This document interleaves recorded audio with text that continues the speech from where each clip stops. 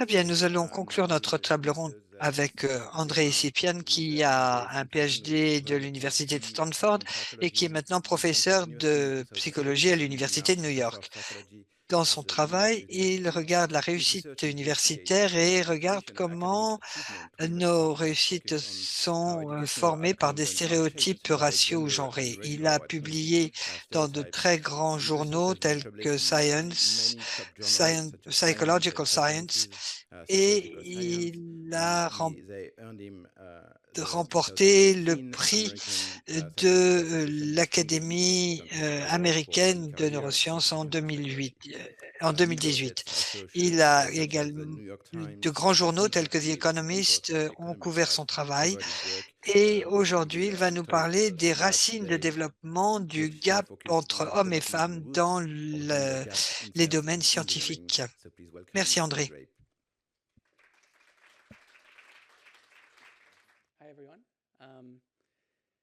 Merci à toutes et à tous d'être présents aujourd'hui. Je suis ravi de partager avec vous les travaux sur lesquels mon équipe et moi travaillons pour voir ce qui pourrait expliquer le fossé entre hommes et femmes dans certains domaines scientifiques.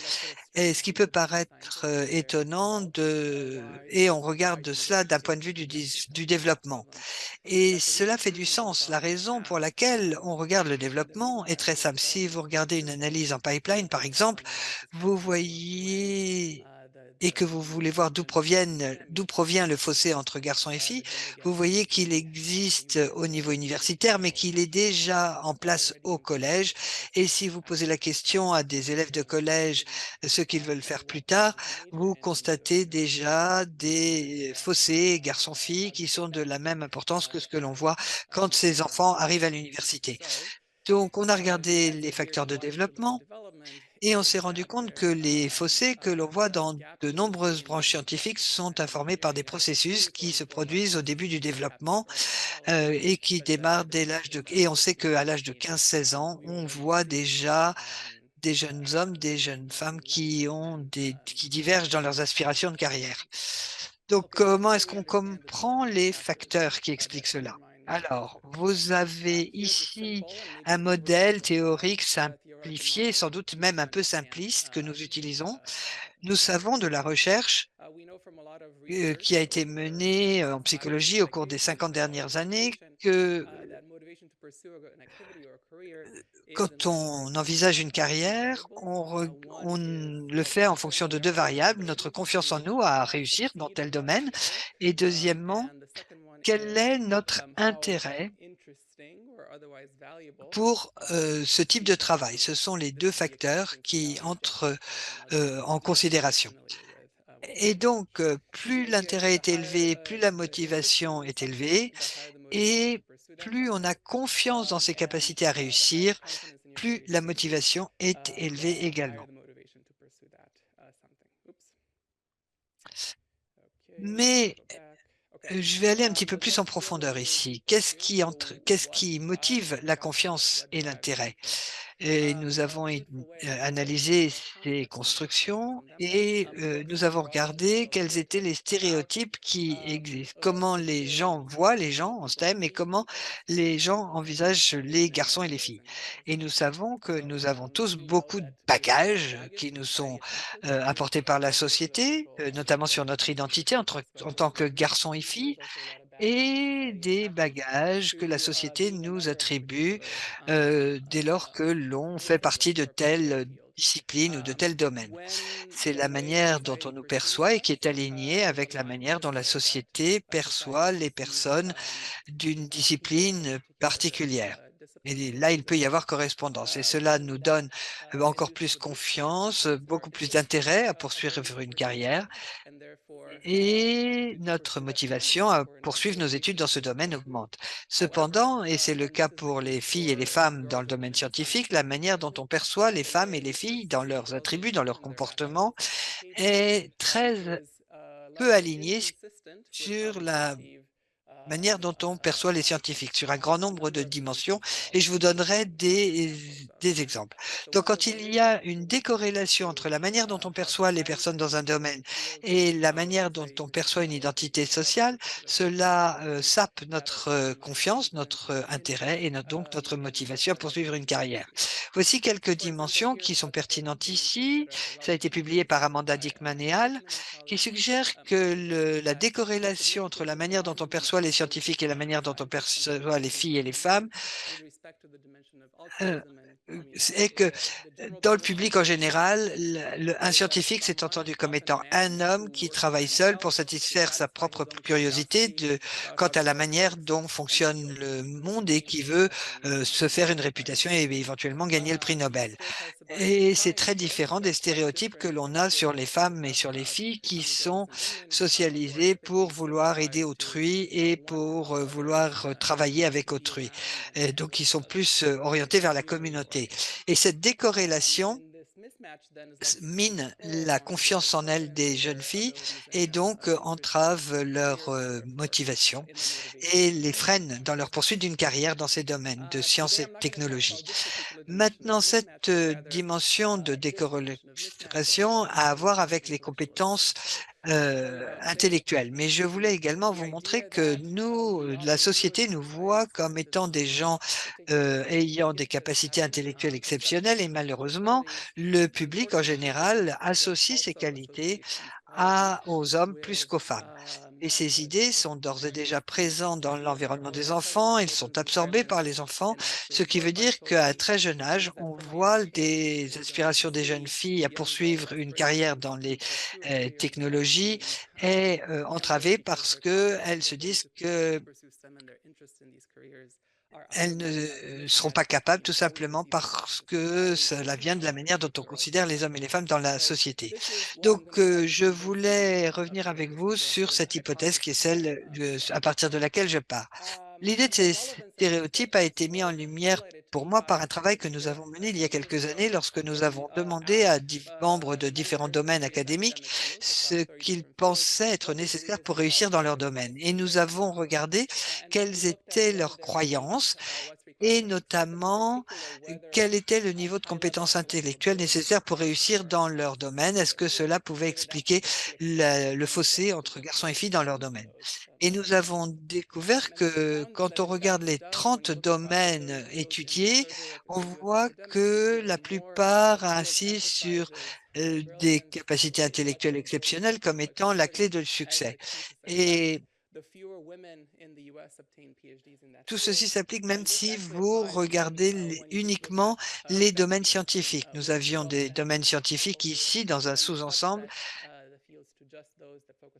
et vous voyez que plus un domaine valorise la brillance, moins vous avez de femmes qui passent des tests dans ce domaine. Et cela est important parce que cela implique que ces stéréotypes sur la brillance et qui est brillant, qui ne l'est pas, contribuent au fossé que l'on observe.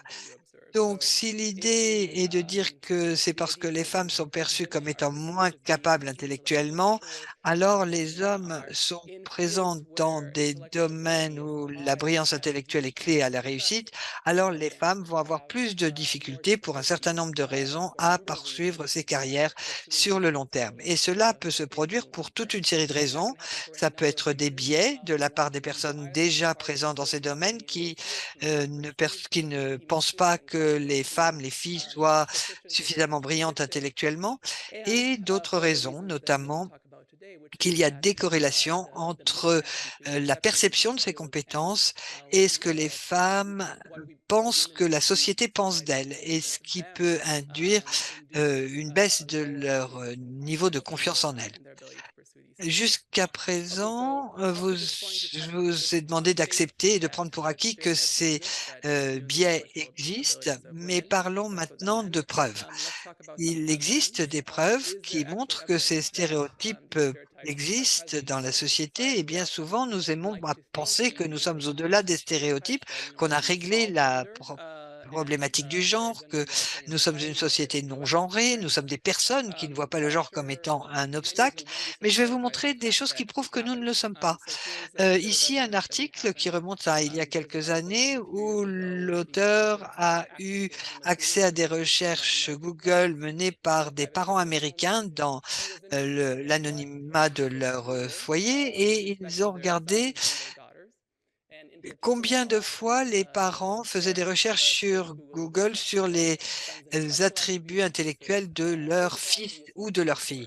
Et ce qui ressort, c'est que on voit ce que les parents attendent de leur fils par rapport à leur fille et sur 10 recherches de parents, on voit que les parents recherchent 10 fois des informations sur les compétences intellectuelles de leur fille et plus de 25 fois pour leur fils. Et ces parents, heu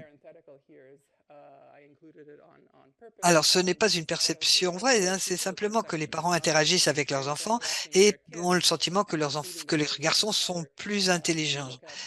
Et quand vous regardez ici aux États-Unis, les filles sont plus surreprésentées dans certains programmes que dans d'autres. Donc, ce sont des stéréotypes que les parents développent dans leurs attentes par rapport à leur fils et par rapport à leur fille. Et malheureusement, quand on regarde les attributs physiques, vous avez des recherches qui sont très courantes, pour les filles, plus souvent que pour les garçons. Donc, sur 10 recherches sur le surpoids, vous n'en avez que 10 sur, les garçons, et 30 pour les filles. Ou sur la laideur, quand est-ce que ma fille est laide? C'est quelque chose de beaucoup plus courant que: «Est-ce que mon garçon est laid?» Et c'est important de voir ce que les parents s'attendent à trouver sur internet quand ils posent la question de savoir si leur fille est laide ou non. Mais ce sont là des points qui, pour les parents américains, sont importants de rechercher sur internet et cela vous donne une vue, non déguisée de ce que pensent les gens, de ce que pensent les parents. Parce qu'aucun d'entre eux n'avait, à mon avis, imaginé qu'un jour, il y aurait un scientifique qui irait, étudier le contenu de leurs recherches. Donc ce n'est pas une étude à laquelle ils participent. Ils pensent que personne ne va les regarder et voilà ce qui ressort de leur ordinateur. Donc, ici, ce sont des parents et c'est là que nous commençons nos recherches. Je veux vous parler d'expériences que nous avons menées où nous avons étudié l'impact des stéréotypes associés au fait d'être un homme ou au fait d'être une femme. Nous avons commencé, c'est un travail qui a été mené par mon ancienne étudiante, Leslie Bean, et nous avons étudié des enfants âgés de 5 à 7 ans parce que c'est une, période de l'âge où beaucoup de compétences, apparaissent comme la compétence de lecture, la compétence, mathématique, mais c'est également un groupe difficile à étudier parce qu'à cette époque-là, les garçons pensent que les garçons sont meilleurs que les filles dans absolument tout et les filles pensent exactement la même chose, que les filles sont bien meilleures que les garçons pour tout. Donc il y a des biais et quand vous posez des questions à ces enfants, ils vont vous donner une réponse qui, sont bien pour leur genre et non pas, des raisons les réponses qu'ils pensent véritablement. Donc il faut poser les questions sans poser de questions portant sur le genre. Donc nous avons conçu plusieurs tâches avec, des caractéristiques similaires et un chercheur parlait, directement à un enfant, lisait une histoire, heu qui disait: «Il y a beaucoup de personnes où je travaille, mais il y a une personne qui est vraiment spéciale. Cette personne est vraiment très intelligente. Elle sait comment faire les choses rapidement et elle a les réponses beaucoup plus facilement que les autres. C'est quelqu'un de très, très intelligent». Donc, ce qui est intéressant dans cette histoire, c'est que quand on dit vraiment, vraiment intelligent plutôt que brillant ou un génie, parce que c'est un mot que les enfants comprennent mieux que brillant ou génie ou génial. Et autre chose importante, c'est qu'on ne parle pas du genre, parce qu'en anglais, on ne dit pas intelligent ou intelligente, le mot n'est pas accordé en genre. Donc là, il n'y a pas de notion du genre et cela permet à l'enfant d'imaginer une personne en particulier et on évalue ensuite le genre de la personne qu'ils ont imaginée. Et donc ce qu'on fait après avoir lu cette petite histoire, c'est qu'on leur présente, des photos d'hommes et de femmes et on leur demande qui est la personne qu'on a décrite dans l'histoire. Les enfants n'ont aucun problème pour, montrer une personne en disant: «Voilà, c'est ça la personne dans l'histoire». Ça vous paraît très bizarre, mais les enfants n'ont pas ce genre de barrière. Et ce que nous avons fait, c'est que nous avons, vu, combien de fois ils ont dit que c'était quelqu'un de leur propre genre qui était vraiment, vraiment intelligent. Et vous voyez ici pour ces enfants, répartis par groupe de 5 ans, 6 ans, 7 ans et vous allez voir la différence. À 5 ans, les garçons et les filles montraient, des gens de leur propre groupe à 70. Mais à 6 ans et à 7 ans, vous commencez à voir une différence qui émerge et les filles, ont moins tendance à choisir une image de femme ou de jeune fille comme étant très, très intelligente et les garçons ont une proportion à choisir leur propre genre qui est plus importante. Donc, une façon d'interpréter ces données, c'est qu'à l'âge de 6 ans, on commence à voir l'origine des stéréotypes qui sont associés au fait, à une plus grande proportion d'intelligence chez les garçons que chez les filles. Heu, Peut-être qu'à l'âge de 6 ans, 7 ans, les filles sont plus justes alors que les garçons sont encore dans leur petit monde de rêveurs. Mais nous avons, mesuré un autre stéréotype qui est vraiment, vraiment gentil et là, quand vous regardez les choses côte à côte quand au lieu de dire très intelligent, on dit très gentil, il y a aucun problème pour dire que ce sont les filles qui sont vraiment gentilles. Donc, c'est pas que les filles deviennent plus réalistes, mais plutôt que c'est le début d'un stéréotype qui associe les garçons aux capacités intellectuelles et c'est ce qu'on voit chez les parents américains quand ils font des recherches Google dans le huis clos de leur, foyer. Alors ce sont des données plutôt tristes parce que être gentil, c'est quelque chose qu'on voudrait tous être, et malheureusement, dès l'âge de 6 ans, les garçons ont abandonné cet attribut très important et disent: «Eh bien ça, c'est pour les filles». Donc les enfants de 6 et 7 ans, déclarent que les garçons de 6 et 7 ans déclarent que, bah, oui, c'est les filles qui sont gentilles et c'est pas nous et c'est le début de ce que l'on constate chez les hommes qui ont du mal à s'occuper de leurs enfants, à prendre soin, à être à s'occuper de jeunes enfants. Tout ça parce que la société leur induit ce comportement à un âge très jeune. Donc je ne vais pas revenir trop dessus, mais c'est un point important également. La série que je vous ai montrée était très intéressante, mais c'était sur un échantillon assez restreint d'enfants dans une région particulière des États-Unis qui n'est pas une des régions les plus progressives. C'est au niveau politique, c'est une région de l'Illinois. Et quand je suis passé de l'Illinois à l'université de New York, je suis rentré dans un environnement culturel totalement différent où les caractéristiques démographiques des gens autour de moi étaient très différentes. Et nous avons pour autant constaté des, réponses assez similaires. Je vous montre ici les réponses entre l'Illinois et l'État de New York et ce que vous voyez, c'est que les réponses sont assez similaires, qu'il y a des différences entre garçons et filles et vous voyez que la divergence s'opère à partir de l'âge de 6 ans. Donc là, ce sont 2 points de données.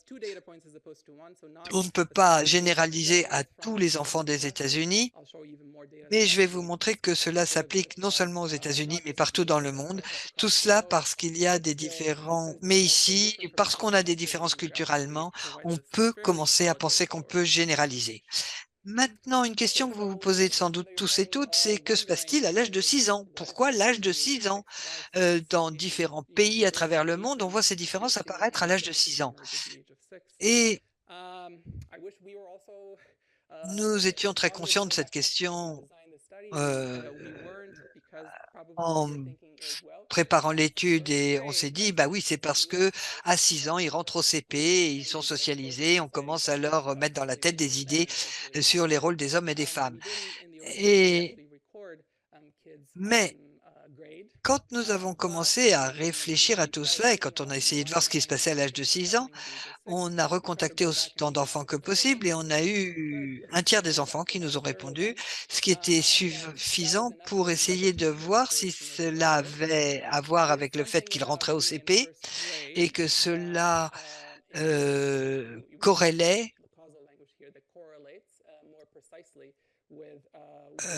avec l'apparition de ces stéréotypes. Donc, je vais vous simplifier la présentation. Vous avez les différences garçons-filles pour ce qui est de choisir leur propre genre. Dès qu'on est au-dessus de 0, c'est un avantage fille, un stéréotype qui favorise les filles, et en dessous, c'est un stéréotype qui favorise les garçons. Et je vais séparer les données entre avant le CP, après le CP, parce que le CP, pour nous, c'est le point qui potentiellement fait la différence. Donc, c'était la question qu'on se posait. Est-ce que c'est l'entrée au CP? Et quand on sépare les données de cette façon-là, voilà ce qu'on voit. Avant le CP, il ne se passe rien. Il n'y a pas de différence dans les associations avec les capacités intellectuelles. Alors qu'après le CP, l'entrée au CP, vous voyez que les garçons sont beaucoup plus associés aux capacités intellectuelles que les filles. Cependant,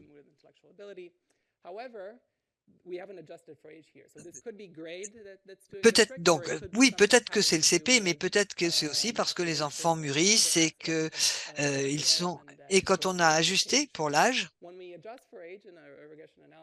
on a constaté exactement la même chose. Donc, même si ce n'est pas une preuve très forte parce qu'on a pu recontacter qu'un tiers de notre échantillon, cela suggère qu'il se passe quelque chose au CP et même quand on contrôle pour l'âge et ça, c'est très important parce que les âges,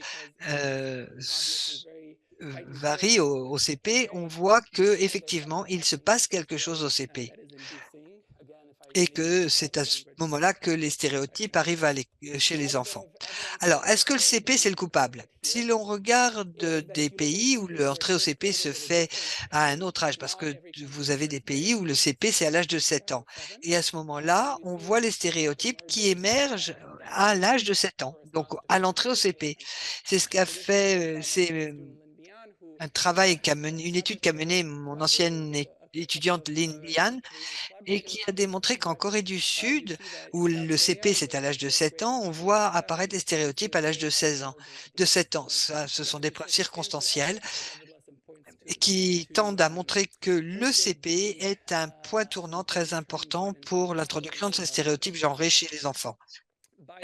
Nos 2 laboratoires ont également vu que dans sur Corée du Sud, pareil qu'aux États-Unis, on associe plus facilement le côté masculin à la brillance intellectuelle. Et ici, à Singapour, vous avez cet article euh, qui montre que là aussi, on considère que les filles ont moins de compétences intellectuelles. Mais ils ont utilisé les données PISA pour vérifier ces stéréotypes et ils ont trouvés dans pratiquement tous les pays de l'ensemble PISA.